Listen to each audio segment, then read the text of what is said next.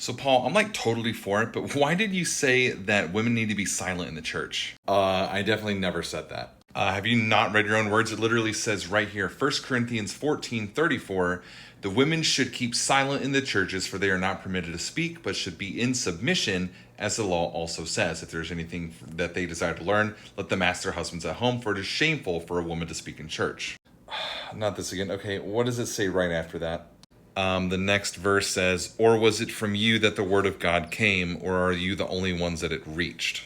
Okay, so what? So what do okay, deep breath. Okay, look, I get it. This was back then. You don't understand the context behind what is going on. Okay, I was actually quoting the Corinthian mindset here about women's roles in church. And then when I say, what did the word of God originate with you? These are actually sarcastic jabs at them. It's a rhetorical technique that the Greeks would have understood. I'm actually undermining their way of thinking about women's role in the church. Wait, what? Okay, think about it this way. If I meant for women to be silent in church, why in the same exact chapter, only a few verses before, did I give criteria for women prophesying in church?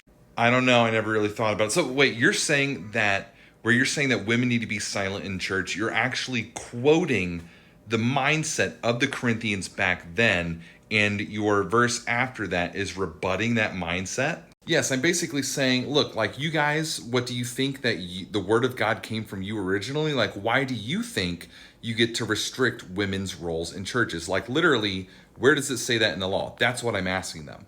Well, they wouldn't have had justification from the law to restrict women's roles. It would have been a cultural thing. Exactly. And that's what I'm addressing.